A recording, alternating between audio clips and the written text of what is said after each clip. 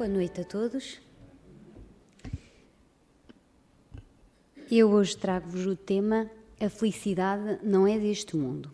E constantemente vemos pessoas que, apesar do seu modo de vida, das suas posses, das suas condições, não são felizes e não desejam a felicidade e não conseguem alcançar a felicidade que desejam. Aliás, acho que todos vivemos a tentar definir este sentimento de felicidade, apesar de nunca o termos sentido na sua plenitude. E no capítulo 5 do Evangelho segundo o Espiritismo, no item 20, aparece-nos a instrução de um Espírito que nos fala sobre a felicidade, que nos diz o seguinte: não sou feliz, a felicidade não foi feita para mim. Exclama geralmente o homem em todas as posições sociais. Isso, meus caros filhos, prova melhor do que todos os raciocínios possíveis a verdade desta máxima: a felicidade não é deste mundo. E se a felicidade não é deste mundo, quando vamos ser felizes? O que é então a felicidade? A felicidade, do latim felicitas, que vem de felis, ditoso, afortunado, feliz, entende-se por felicidade, num sentido amplo, a ausência de todo o mal e a vivência plena do bem. Em geral, um estado de satisfação devido à própria situação do mundo. Como todos os conceitos, este foi sofrendo também alterações ao longo do tempo. E, para Sócrates, o conhece-te a ti mesmo é a chave para a conquista da felicidade. Para Platão, a noção de felicidade é relativa à situação do homem no mundo e aos deveres que aqui lhe cabem.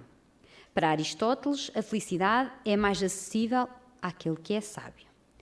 No âmbito do Velho Testamento, a felicidade centra-se na aquisição dos bens mais elementares, como comer, beber e viver em família. Por sua vez, na dimensão do Novo Testamento, a felicidade está nas bem-aventuranças prometidas por Jesus. Santo Agostinho entende a felicidade como o fim da sabedoria, a posse do verdadeiro absoluto, isto é, de Deus. Tomás de Aquino, na Suma Teológica, utilizou a palavra beatitude como equivalente à felicidade e a definiu como um bem perfeito de natureza intelectual. Kant julga que a felicidade faz parte do bem supremo, o qual é para o homem a síntese de virtude e, por sua vez, de felicidade. Bentham e Stuart Mill retomaram como fundamento da moral a fórmula a maior felicidade possível no maior número de pessoas. Esta caminhada histórica culmina com a nossa época atual, em que os valores legítimos da verdadeira felicidade estão ameaçados pelo consumismo e a globalização do mundo económico, porque associamos a felicidade ao ter, e ao ter, principalmente, muito. Assim, buscamos a felicidade, porque nascemos para sermos felizes. Isso nós já vamos tendo a capacidade de perceber. Embora desconhecendo esse mistério da vida, buscamos a felicidade incessante e demoradamente. Cada um de nós corre atrás do seu bem-estar próprio e de sua família. Como ponto determinante, corremos atrás dos sonhos, desejos, ideias e ambições, mesmo sabendo muitas vezes que a felicidade se apresenta fugidia e dificilmente estará onde a procuramos e não ficará também onde a desejamos colocar.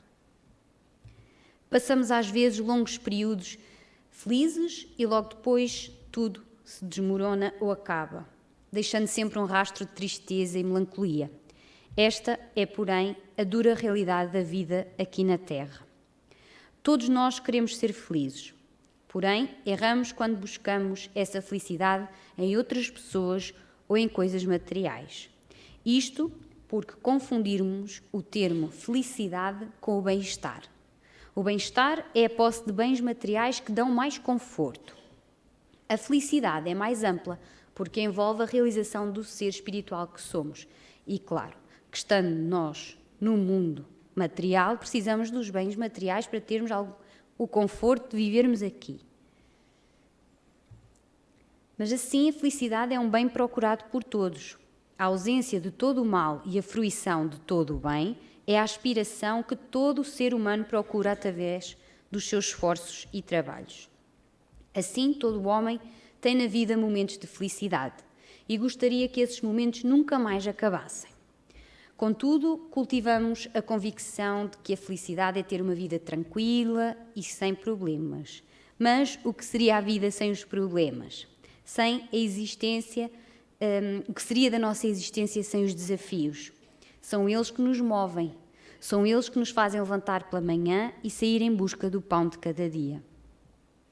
O excesso de tranquilidade nos paralisa, nos torna pessoas desinteressadas em aprender e progredir. As dificuldades têm uma função educativa e, se bem aproveitadas, tornam-se lições de valor incalculável. Como conseguiríamos desenvolver a compaixão sem a compreensão da dificuldade do outro, sem passarmos nós próprios pelas dificuldades? Assim, passarmos por problemas facilita a nossa compreensão e a expectativa dessa vida tranquila e sem problemas acabava por não dar sentido à nossa existência. Levaríamos uma vida aborrecida, sem valor. Quando o Evangelho, segundo o Espiritismo, nos revela que a felicidade não é deste mundo, não devemos entender que a vida aqui na Terra é só sofrimento, mas sim que estamos aqui para aprender, pois a vida neste mundo é uma grande escola. A felicidade tem um ângulo de visão diferente para cada um, de acordo com o seu grau de evolução e desenvolvimento. Os que ainda estão arraigados ao material sofrem por não poderem ter aquilo que lhes seria essencial. Aquilo que lhes seria essencial ou aquilo que eles pensariam que lhes seria essencial. Outros condicionam a sua felicidade à fama, sucesso e poder. Para outros ainda, a felicidade está fixada a uma existência sem problemas. Entretanto, os que já estão mais espiritualizados buscam a felicidade nas coisas mais simples da vida, como a família, os amigos ou mesmo na prática sincera da caridade cristã, por entenderem que a felicidade não está em ter, mas sim em ser compreensivo, carinhoso, cuidadoso, principalmente para com os outros, trabalhando a felicidade também para com o nosso próximo. O que passamos aqui, no nosso planeta Terra, e que agora nos parece uma tortura, nada mais é do que a prova do imensurável amor de Deus por nós, dando-nos quantas vezes forem necessárias as chances de ressarcirmos os débitos em abençoado aprendizado a caminho do aperfeiçoamento moral, através da possibilidade que temos de vir várias reencarnações para aprendermos e evoluirmos. A felicidade não é deste mundo, mas começa aqui, quando entendemos que devemos descobrir qual a razão de estarmos nesta existência, qual o propósito de estarmos aqui. Para isso, devemos buscar o enriquecimento moral e espiritual e assim transformar as pequenas felicidades em momentos grandes o suficiente para levarmos uma vida forte para as provações, porém, sempre tranquila na paz do Mestre Jesus. Conforme nos continua a relatar o Evangelho, ainda na instrução deste Espírito, com efeito, nem a fortuna, nem o poder, nem mesmo a juventude em flor são condições essenciais da felicidade. Digo mais, nem mesmo a reunião destas três condições tão cobiçadas, pois que ouvimos constantemente no seio das classes privilegiadas, pessoas de todas as idades lamentarem amargamente a sua condição de existência. Existe a noção de que a felicidade no nosso planeta não é plena e que não é deste mundo. Mas porquê? E encontramos também a explicação no Evangelho segundo o Espiritismo. Os motivos que levam a esta conclusão encontram-se, por exemplo, na frase em que Jesus disse a Pilatos, quando questionado se ele era rei, em que Jesus responde: "Meu reino não é deste mundo." E por estas palavras, Jesus claramente se refere à vida futura, que ele apresenta em todas as circunstâncias como sendo a meta a que a humanidade alcançará e devendo constituir o objeto das maiores preocupações do homem na Terra.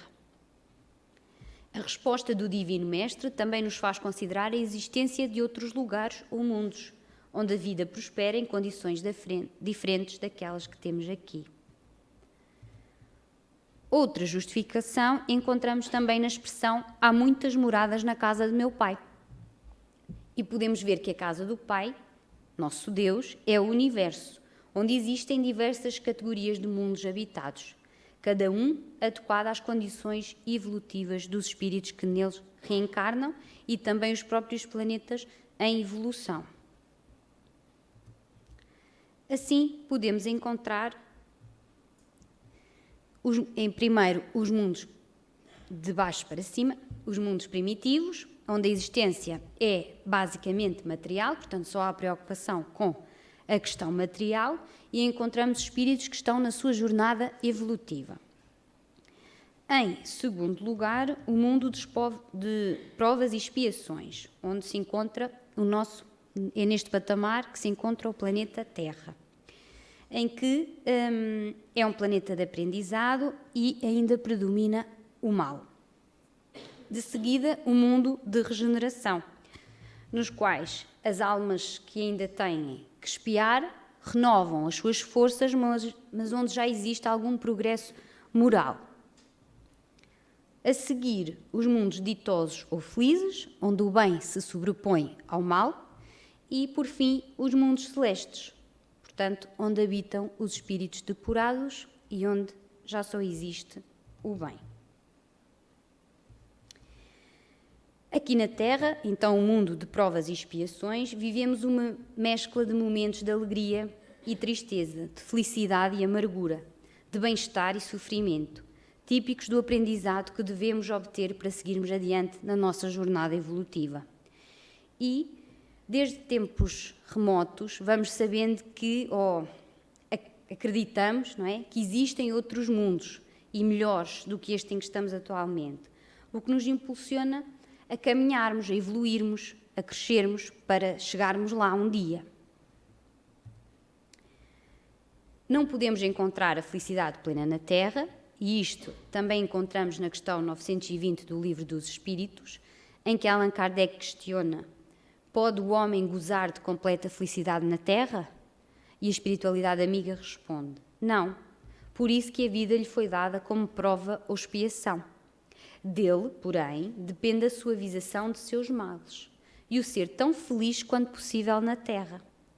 Suavizar os nossos males passa necessariamente pela compreensão e consequente aceitação das dificuldades que vivenciamos. E o ser quanto mais possível feliz na Terra só depende de nós e do nosso trabalho. A Terra é então uma grande escola e, como tal, passamos pelas mais diversas disciplinas, objetivando a nossa formação. Quando aceitamos a nossa condição de aprendizes e não de mestres, as dificuldades continuam a existir, mas a nossa percepção conduz à sua verdadeira importância. Assim, não devemos dar maior ou menor valor do que aquele que é necessário às nossas provas neste planeta. E assim como na escola, podemos passar a vida reclamando ou aproveitando as lições que delas nos são dadas. Assim, o homem precisa compreender que a verdadeira felicidade é uma conquista interna, paulatina e homeopática, aurida e conservada aos poucos, para que depois de muito tempo ela possa estabelecer um equilíbrio forte do coração, do cérebro e da mente humana, e, por conseguinte, do nosso espírito. A doutrina espírita nos esclarece de forma muito racional e objetiva as razões e os porquês daquilo que nos acontece e sentimos, porque é através dela que nos é, utilizando a expressão do Evangelho, que nos é tirado o véu da ignorância, é através dela que nos é possibilitado ter acesso a este conhecimento e começa tudo a fazer sentido. Se formos a sintetizar a maneira de encontrarmos a felicidade dentro de nós mesmos, basta olharmos para o nosso interior e não para fora, como costumamos fazer. É no nosso interior que encontramos a semente da verdadeira felicidade, o amor verdadeiro, o amor que transcende a matéria e nos coloca em comunhão com o divino. Porque todos nós temos a felicidade dentro de nós, só precisamos é de cultivá-la e fazê-la crescer. Se dermos prioridade ao perdão, à compreensão, à caridade, Ao invés do orgulho, da vaidade, da ambição, dos nossos melindres, não haverá espaço dentro de nós para a tristeza. Encontramos ainda na obra Céu e Inferno de Allan Kardec que a completa felicidade prende-se à perfeição, isto é, à purificação completa do espírito. Toda a imperfeição é, por sua vez, causa de sofrimento. Do mesmo modo que toda a perfeição adquirida é fonte de gozo. Isto significa que a nossa rota para a felicidade plena passa pela nossa evolução moral, pelo nosso aperfeiçoamento contínuo em todos os dias, pela prática da caridade e do amor verdadeiro ao nosso semelhante. Porque como é que seria possível nós sermos felizes se tivéssemos toda a fortuna, todo o amor, todos os bens que queremos, que se estivéssemos totalmente felizes, mas ao nosso lado temos um irmão que não tem o que comer, que não tem uma casa, que não tem saúde, não tem amigos. É por isso que não conseguimos ser totalmente felizes. E de uma coisa podemos ter a certeza que enquanto nós não nos dispusermos a fazer o bem, também não conseguiremos encontrar a felicidade. Porque só quando estivermos todos felizes é que existirá a felicidade plena. Assim, todos nós desejamos encontrar a felicidade um dia. Mas para realizar essa vontade ou esse desejo é necessário trabalhar os valores pertinentes ao espírito. É importante observar que temos que desenvolver a capacidade de ver a vida por outro prisma, visto que temos ainda uma visão pequenina sobre as questões espirituais. Se não trabalharmos o desapego material, enquanto estamos aqui, nesta estrada, ficaremos atrasados por nossa própria culpa, visto que o Mestre Jesus nos chama a atenção dizendo que cada um de nós deve trabalhar as questões espirituais que são perenes, eternas e duradouras. Através da doutrina espírita, encontramos as respostas e a chave para a felicidade futura. Entendemos de maneira racional a possibilidade de vivermos outras experiências referentes à vida espiritual, deixando claro que todos nós temos várias existências para evoluirmos espiritualmente e trabalharmos os desapegos até chegarmos à perfeição. Entendendo que a felicidade é espiritual, que é um estado de alma, devemos viver no cultivo às coisas do espírito, envolvendo a religiosidade, a prece, o recolhimento, o silêncio e o culto no lar. A convivência pacífica com os nossos irmãos de luta é outro antídoto maravilhoso para se conseguir a felicidade.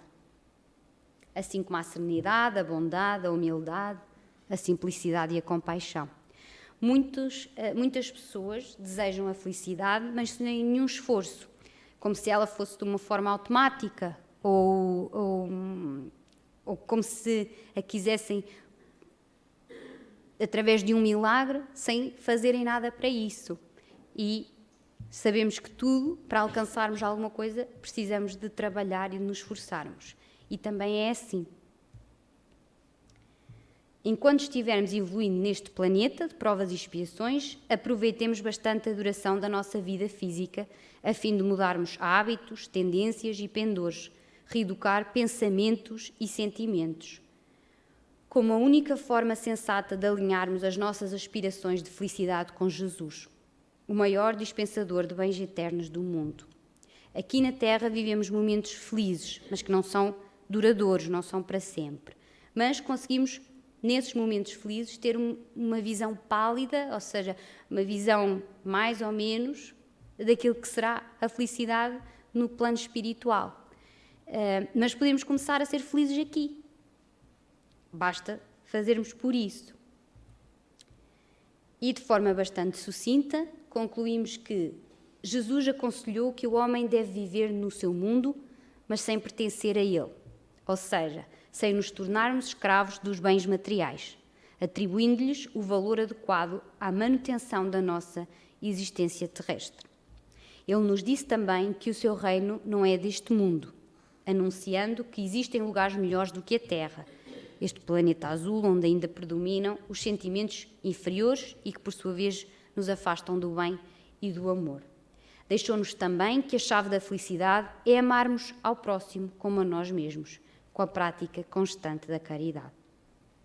E vou terminar com a leitura de um texto que elucida ainda o que é a nossa percepção acerca da felicidade.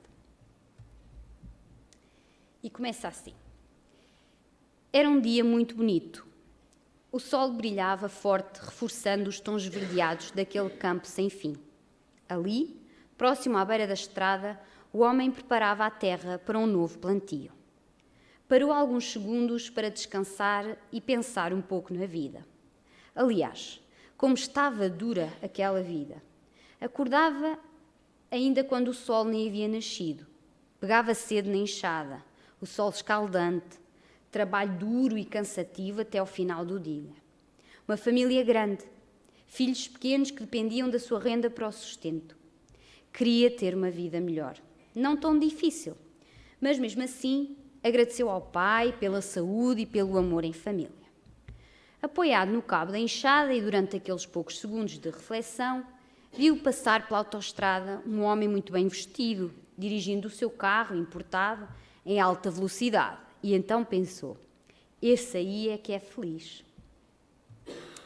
Este, por sua vez, nem viu aquele trabalhador rural na beira da estrada.